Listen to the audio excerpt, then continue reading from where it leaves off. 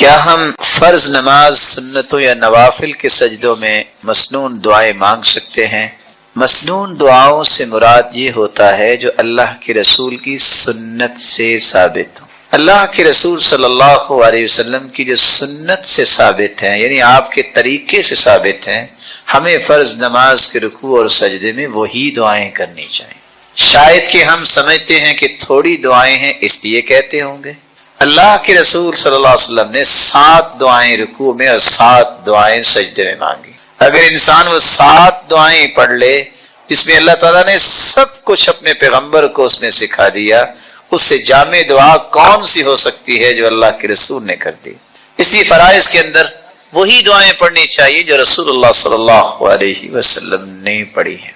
رہا نوافل تو اس کے بارے میں بعض علماء کا یہ موقف ہے کہ ہاں، سجدوں کے اندر دیگر دعائیں بھی مانگ لینی چاہیے، لیکن رسول اکرم صلی اللہ علیہ وآلہ وسلم سے جس طرح استعاذہ اور تعوذ کے الفاظ مختلف آتے ہیں، ہم نماز جب پڑھتے ہیں تو اعوذ باللہ من الشیطان الرجیم پڑھ کے سورۃ الفاتحہ پڑھتے ہیں، لیکن آپ نے جب قیام کیا ہے، تہجد پڑھی ہے، تو آپ نے کیا پڑھا ہے؟ اعوذ باللہ السمیع العلیم من الشیطان الرجیم من ہمزہ ونفخہ ونفثہ، آپ نے ان الفاظ کا اضافہ کیا ہے۔ تو آپ صلی اللہ علیہ وآلہ وسلم نے جو دعائیں مانگی ہیں ان کو ہی پریورٹی دینی چاہیے اور ان کو اختیار کرنا چاہیے۔ اگر آپ دعا مانگنا چاہتے ہیں، آپ اکیلے بیٹھ کے مانگ لیں، آپ اکیلے سجدے میں جا کے دعا مانگ سکتے ہیں، کوئی حرج نہیں۔ ابن حبیرہ کہتے ہیں میں نے عبداللہ بن مبارک کو دیکھا کہ مغرب کی نماز پڑھ کے فارغ ہوئے اور سجدے میں چلے گئے۔ میں نے کہا ابھی سر اٹھاتے ہیں، ابھی سر اٹھاتے ہیں، لیکن وہ سجدے میں تھے یہاں تک کہ عشاء کی اذان ہو گئی۔ لوگوں کو اصل میں عبادت اور سجدوں میں لذت ایسی آتی تھی، اس سے بڑھ کے وہ کسی چیز میں لذت محسوس۔ اللہ کے رسول صلی اللہ علیہ وسلم کی سکھائی ہوئی دعائیں جو ہے وہ صبح و شام ان کو معمول بنانا چاہیے۔ مثال کے طور پر ایک دعا ہے، سنن ابی داؤد کی روایت ہے، جو 3 مرتبہ صبح اور 3 مرتبہ شام کو یہ دعا پڑھ لیتا ہے تو اس کو کبھی بھی کوئی اچانک بلا نہیں پہنچے گی۔ بسم اللہ الذی لا یضر مع اسمہ شیء فی الارض ولا فی السماء وهو السمیع العلیم۔ اسی طرح رسول اللہ صلی اللہ علیہ وسلم نے فرمایا، صحیح مسلم کی روایت ہے کہ انسان جہاں بھی رہتا ہے، کہیں رکتا ہے، پڑاؤ ڈالتا ہے، یہ دعا اگر پڑھ لے، اعوذ بکلمات اللہ التامات من شر ما خلق لم يضره شيء حتى يرتحل من منزله ذلك، جب تک یہ دعا پڑھ کے جہاں بھی رہے گا دنیا کی کوئی بھی چیز اسے نقصان نہیں دے سکتی۔ اسی طرح تیسری دعا جو انسان کو معمول بنانا چاہیے، کسی کو غم آئے، بیماری آئے، کوئی بیماری، سقم نکرہ ہے والنکرۃ تدل علی العموم، کوئی بھی بیماری انسان پہ کوئی سختی آ گئی ہے، کسی فکر میں مبتلا ہے، تو یہ دعا پڑھ لے، اللہ اللہ ربی لا اشرک بہ شیئا۔ صحیح الجامع کی روایت ہے، اس دعا پڑھنے والے کو رب تعالی سختیوں سے ہی بچاتے ہیں اور فکر اور غم اور بیماریوں میں اسے دور فرما دیتے ہیں۔ چوتھی دعا جو رسول اللہ صلی اللہ علیہ وسلم کثرت سے پڑھا کرتے تھے، جامع ترمذی کی روایت ہے، یا حی یا قیوم برحمتک استغیث۔ پانچویں دعا جو اللہ عز و جلال نے قرآن میں اتاری ہے، یہ وہ دعا ہے جو سیدنا یونس علیہ السلام نے 3 اندھیروں میں کی، رات کا اندھیرا، پانی کا اندھیرا اور مچھلی کے پیٹ کا اندھیرا۔ امت اس وقت خوف اور پریشانی کے اندھیروں میں ڈوب چکی ہے، اگر یونس علیہ السلام یہ دعا پڑھیں، لا الہ الا انت سبحانک انی کنت من الظالمین، یہ دعا پڑھیں، اللہ تینوں اندھیروں سے نکال کے انہیں لے آئیں، تو آج امت بھی یہ دعا پڑھے تو اندھیروں سے نکل سکتی ہے۔ اور حدیث کے آخر میں لفظ بھی یہ ہیں، لم يدع بها رجل قط الا استجاب اللہ له، جس مصیبت کے لیے انسان یہ دعا پڑھتا ہے اللہ عز و جل اس مصیبت کو اس سے دور فرما دے۔ اگرچہ لوگ اس کو آیت کریمہ سے بھی یاد کرتے ہیں، یہ رسول اللہ صلی اللہ علیہ وسلم پر نازل ہونے والے قرآن کی آیت کی حصہ ہے۔ چھٹی دعا جو ہمیں پڑھنی چاہیے، اللہم عافنی فی بدنی، اللہم عافنی فی سمعی، اللہم عافنی فی بصری، میرے مالک مجھے بدنی اور سمعی اور بصری عافیتوں سے نواز دے۔ اور 3 مرتبہ صبح اور 3 مرتبہ جو شام پڑھتا ہے، اللہ عز و جلال اس کو محفوظ کر دیتے ہیں۔ لا الہ الا انت، اس دعا کے آخر میں الفاظ ہیں، توحید کا کلمہ بھی یہ آنا چاہیے تاکہ اللہ کی توحید کو جو خالص کرتا ہے اللہ سے امن دے دیتے ہیں۔ الذین آمنوا ولم يلبسوا ایمانهم بظلم اولئک لهم الامن فهم مهتدون، جو توحید کو خالص کرتے ہیں، شرک کی آمیزش نہیں کرتے، اللہ تعالیٰ انہیں امن سے نوازتے ہیں، ہر بیماری سے، ہر مصیبت سے، ہر دکھ پریشانی سے، اور ہدایت یافتہ بھی یہی لوگ ہیں۔ رسول اللہ صلی اللہ علیہ وآلہ وسلم نے ایک ساتویں دعا بھی سکھائی ہے، اللہم انی اعوذ بک من منکرات الاخلاق والاعمال والاہواء والادواء۔ اللہ برے اخلاق، برے اعمال، بری خواہشات اور بری بیماریوں سے مجھے محفوظ فرما، میں تیری پناہ میں آتا ہوں۔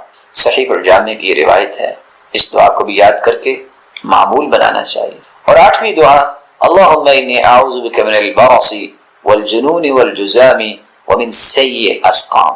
اے اللہ، برس کی بیماری سے، پاگل پن اور کوڑھ سے اور تمام بری بیماریوں سے میں تیری پناہ مانگوں۔ اللہ کے رسول صلی اللہ علیہ وسلم یہ دعا بھی مانگا کرتے تھے، اللہم انی اعوذ بک من زوال نعمتی، اللہ جو نعمتیں ہیں مجھ سے زائل نہ کر دینا، صحت کی بھی نعمت ہے اللہ مجھ سے چھین نہ لینا، وتحول عافیتک، اور تو نے عافیت سے نوازا ہوا ہے یا اللہ اس کو تبدیل نہ کر دے، وفجاءت نقمتک، اللہ اچانک کی سزا نہ مجھے دینا، وجمیع سخط، تیری ہر قسم کی ناراضگی سے میں تیری پناہ مانگتا ہوں۔ یہ دعا بھی کرنی چاہیے جو صحیح مسلم کی روایت۔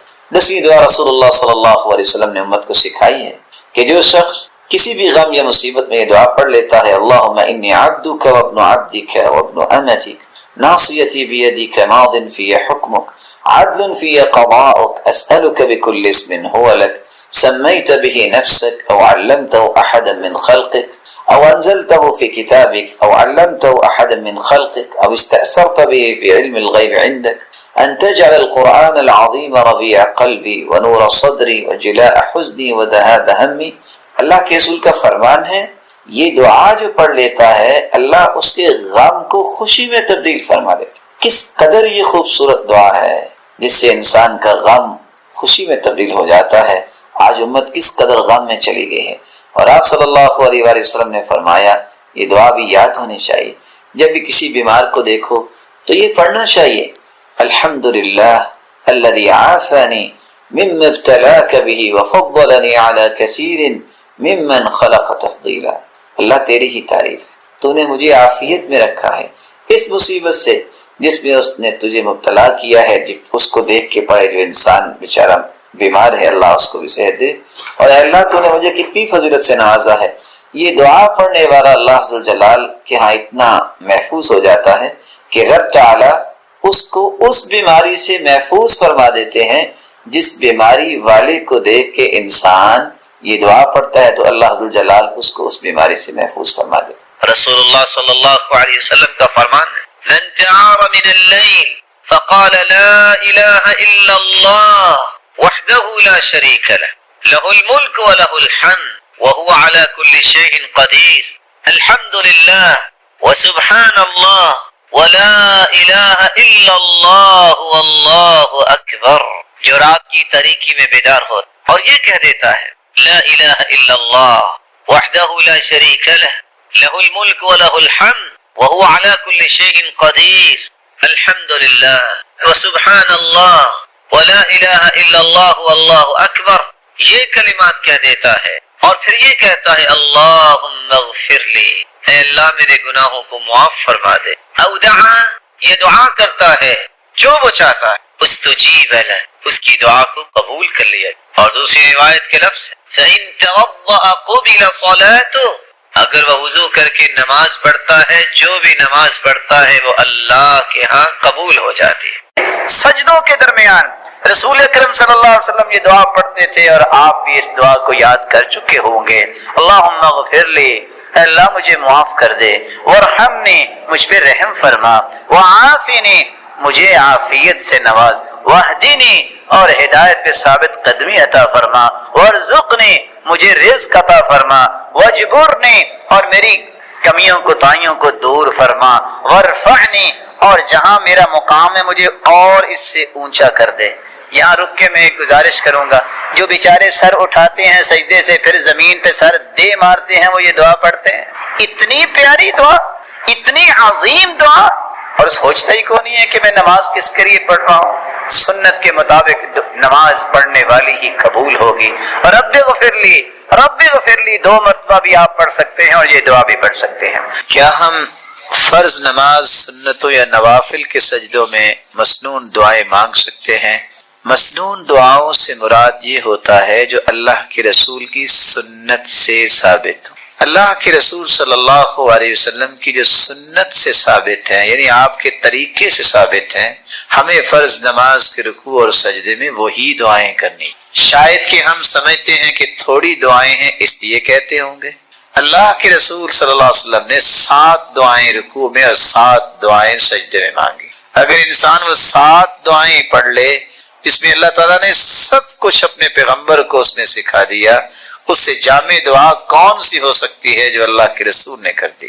اسی فرائض کے اندر وہی دعائیں پڑھنی چاہیے جو رسول اللہ صلی اللہ علیہ وسلم نے پڑھی ہیں۔ رہا نوافل تو اس کے بارے میں بعض علماء کا یہ موقف ہے کہ ہاں سجدوں کے اندر دیگر دعائیں بھی مانگ لینی چاہیے، لیکن رسول اکرم صلی اللہ علیہ وآلہ وسلم سے جس طرح استعاذہ اور تعوذ کے الفاظ مختلف آتے ہیں، ہم نماز جب پڑھتے ہیں تو اعوذ باللہ من الشیطان الرجیم پڑھ کے سورۃ الفاتحہ پڑھتے ہیں، لیکن آپ نے جب قیام کیا ہے، تہجد پڑھی ہے، تو آپ نے کیا پڑھا ہے؟ اعوذ باللہ السمیع العلیم من الشیطان الرجیم من ہمزہ ونفخہ ونفثہ، آپ نے ان الفاظ کا اضافہ کیا۔ تو آپ صلی اللہ علیہ وآلہ وسلم نے جو دعائیں مانگی ہیں ان کو ہی پریورٹی دینی چاہیے اور ان کو اختیار کرنا چاہیے۔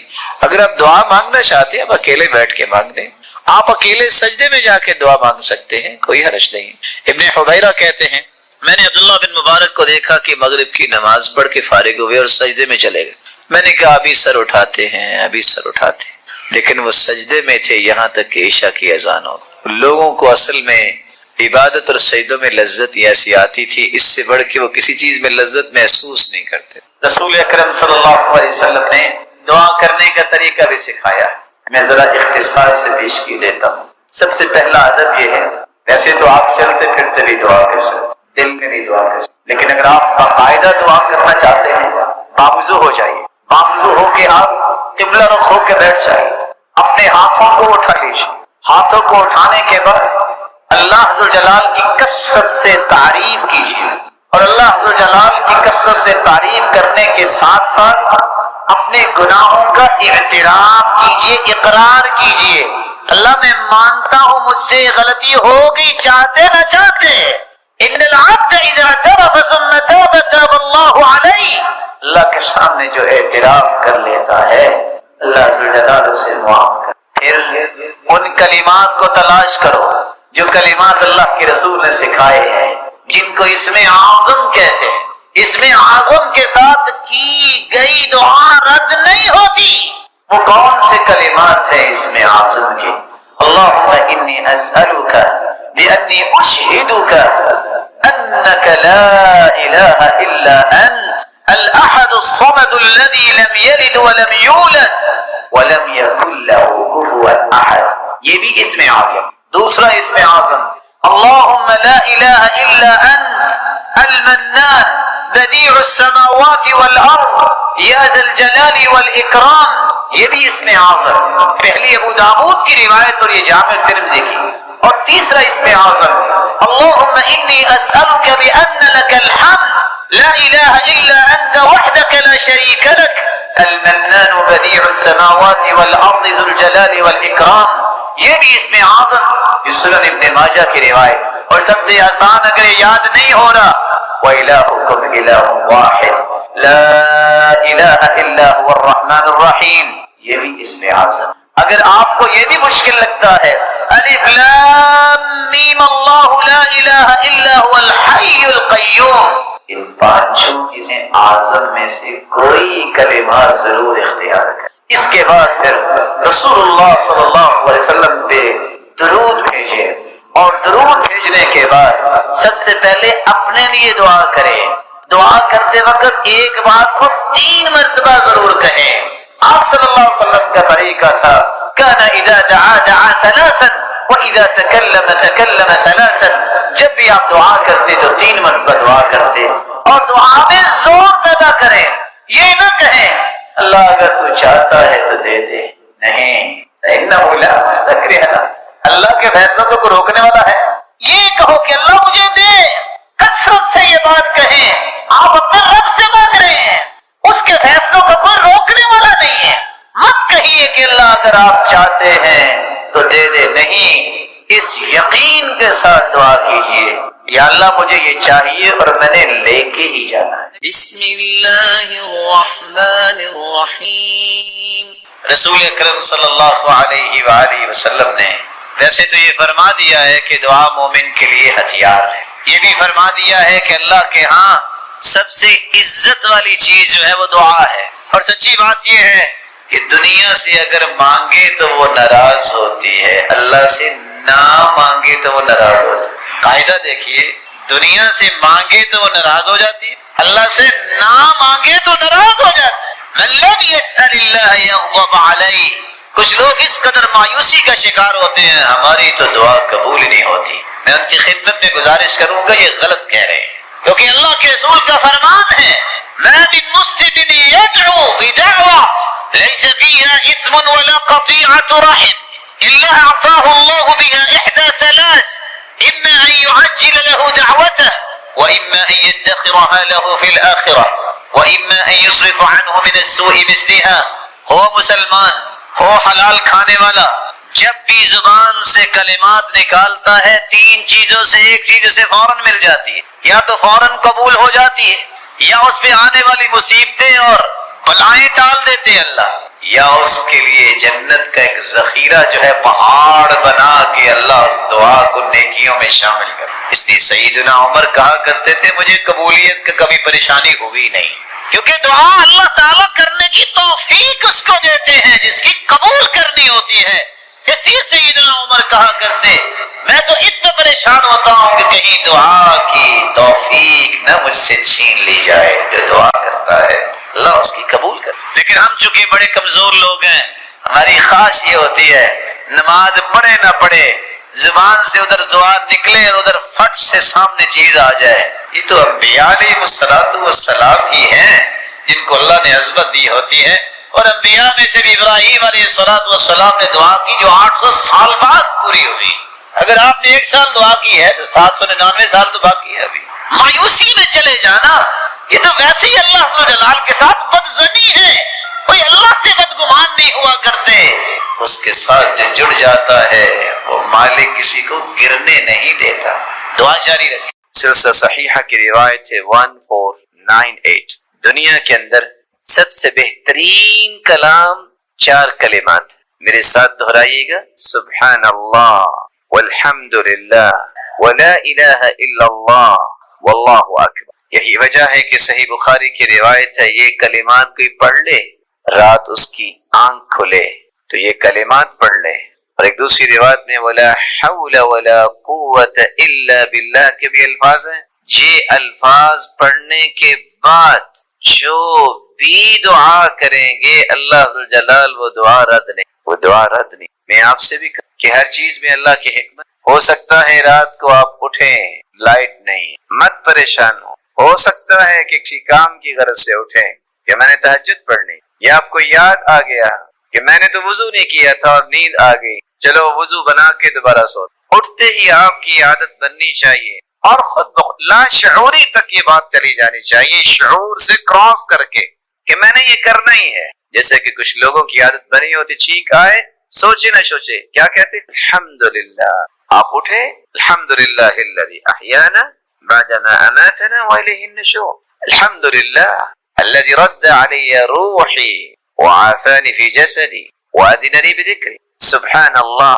والحمدللہ ولا الہ الا اللہ واللہ اکبر۔ یہ کلمات پڑھیے اور دعائیں شروع کر دیں۔ اللہم اغفر لی، رب اغفر لی ولوالدی، اللہم اشفنی، اللہم اشفی امی، اللہم اشفی والدی، اللہم اشفی اولادی، اللہم اہدیم سبل السلام۔ جو دعائیں کرتے اللہم اکتب لی الفوز والنجاح فی الدنیا والآخرہ، اللہ دنیا اور آخرت میں میرے لیے کامیابیاں لکھ دے۔ جو دعا چاہتے ہیں وہ مانگ لیں، اللہ سے رد نہیں۔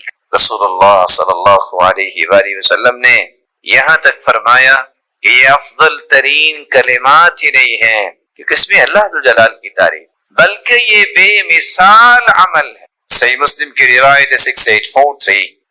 آپ صلی اللہ علیہ وآلہ وسلم نے سلام کے بعد بیٹھ کے ذکر کیا ہے۔ ان اذکار سے ان دعاؤں سے فرار حاصل کرنا یہ اصل میں خسارے کا کام ہے. اور میری سمجھ سے ظاہر ہے کہ وہ بیچارے جن کو میں فکری مسکین ہی کہہ سکتا ہوں، اللہ تعالیٰ ان کے حال پہ رحم فرمائے، جو امت کو بجائے یہ ذکر سکھانے، یہ دعائیں سکھانے کے بعد، سلام پھیرنے کے بعد کچھ پڑھنے کی بجائے نہ جانے کیا پڑھتے ہیں، ہاتھ اٹھتے ہیں اللہم انت السلام ومنک السلام والیک یرجع السلام فحینا ربنا بالسلام کہہ کے چہرے پہ ہاتھ پھیر کے کہتے ہیں دعا بھی ہوگی، سب کچھ ہو کر لوگ چلے جاتے ہیں. جب تک بندہ اپنی جگہ پہ بیٹھ کے ذکر کرتا ہے، اتنے فرشتے آسمانوں سے اترتے حتی یملأ ما بین السماء والارض، زمین اور آسمان کا خلا فرشتوں سے بھر جاتا ہے جو 3 دعائیں کرتے ہیں، یا اللہ اسے معاف کر دے، اس پہ رحمت فرما، اس کی توبہ کو قبول فرما. دیانت داری سے بتائیے ایک نماز بندہ پڑھے، اپنی جگہ پہ بیٹھا ذکر کر رہا ہے جو اللہ کے رسول نے سکھائے ہیں، اگر اس کی بخشش ہو جائے، اس میں رحمت کا نزول ہو جائے، اس کی توبہ قبول ہو جائے، تو اس سے بڑا بھی کوئی دنیا میں خوش نصیب ہے. اس لیے میرے معزز، میرے محترم، ان دعاؤں کو یاد کیجئے، ان اذکار کو یاد کیجئے. سلام کہنے کے بعد ہمیں کیا کرنا چاہیے؟ رسول اللہ صلی اللہ علیہ وسلم کے صحابی عبداللہ ابن عباس رضی اللہ تعالیٰ عنہ سے مروی ہے اور فرماتے ہیں كنا نعرف انقضاء صلاة النبی صلی اللہ علیہ وسلم بالتکبیر. جب نماز ختم ہوتی تو ہمیں پتہ چل جاتا. کیسے؟ صحابہ کرام کہتے اللہ اکبر. پتہ کیسے چلتا کہ نماز ختم ہو گئی ہے؟ سلام کہنے کے بعد اللہ اکبر الفاظ بولتے، تکبیر. اللہ اکبر کہنے کے بعد رسول اللہ صلی اللہ علیہ وسلم جب سلام پھیرتے استغفر ثلاثا، 3 مرتبہ استغفر اللہ استغفر اللہ استغفر اللہ کہتے، وقال اور پھر یہ کہتے اللہم انت السلام ومنک السلام تبارکت یا ذا الجلال والاکرام. ان الفاظ کو بھی ادا کیا کرتے. رسول اللہ صلی اللہ علیہ وآلہ وسلم نے معاذ بن جبل کو یہ دعا بھی سکھائی جو بڑی ہی آسان اور بڑی ہی خوبصورت دعا ہے. اللہم اعنی علی ذکرک وشکرک وحسن عبادتک. یہ کتنی خوبصورت دعا ہے. اے اللہ میری مدد فرما، اعنی علی ذکرک میں تیرا ذکر کروں، وشکرک میں تیرا شکر ادا کروں، وحسن عبادتک اے اللہ میں تیری خوبصورت عبادت کروں، اس پہ میری مدد فرما. اور مغیرہ بن شعبہ رضی اللہ تعالیٰ عنہ بیان کرتے ہیں اللہ کے رسول صلی اللہ علیہ وسلم نماز کے بعد یہ دعا بھی پڑھا کرتے لا الہ الا اللہ وحدہ لا شریک لہ لہ الملک ولہ الحمد وهو على كل شيء قدير اللهم لا مانع لما أعطيت ولا معطي لما منعت ولا ينفع ذا الجد منك الجد. لا الہ الا اللہ، اللہ کے سوا کوئی عبادت کے لائق نہیں، وحدہ لا شریک ہیں، ساری بادشاہی اسی کے ہاتھ میں ہے، ساری تعریفیں اسی کے لیے ہیں، وہی ہر چیز پہ قادر ہے. اللہ جس سے تو روک لے کوئی دے نہیں سکتا، اللہ جسے تو عطا کر دے اسے کوئی روک نہیں سکتا. اے اللہ تیری ہی بادشاہت ہے. الہ العالمین لا ينفع ذا الجد منک الجد، کوئی بڑے سے بڑا ہو اس کا بڑا ہونا کوئی فائدہ نہیں دے سکتا جب تک تیرا فیصلہ نہ ہو. ابو زبیر رضی اللہ تعالیٰ عنہ فرماتے ہیں ہر نماز کے بعد عبداللہ ابن زبیر رضی اللہ تعالیٰ عنہ سلام پھیرنے کے بعد یہ دعا پڑھا کرتے اور ساتھ یہ کہتے کہ اللہ کے رسول صلی اللہ علیہ وسلم بھی نماز کے بعد یہ دعا پڑھا کرتے تھے لا الہ الا اللہ وحدہ لا شریک لہ لہ الملک ولہ الحمد وهو على كل شيء قدیر لا حول ولا قوة الا باللہ لا الہ الا اللہ ولا نعبد الا إياه له النعمة وله الفضل وله الثناء الحسن لا إله إلا الله مخلصين له الدين ولو كره الكافرون. جناب ابو امامہ رضی اللہ تعالی عنہ سے روایت ہے رسول اللہ صلی اللہ علیہ وسلم نے فرمایا جو فرض نماز کے بعد آیت الکرسی پڑھ لیتا ہے اس کے اور جنت کے درمیان صرف موت کا پردہ حائل ہے، تو آیت الکرسی بھی پڑھنی چاہیے. اور کعب بن عجرہ رضی اللہ تعالی عنہ روایت کرتے ہیں معقبات لا يخيب قائلهن، کچھ ایسے کلمات جن کے کہنے والا کبھی بھی اس کا نقصان نہیں ہوگا. اور وہ کون سے کلمات ہیں؟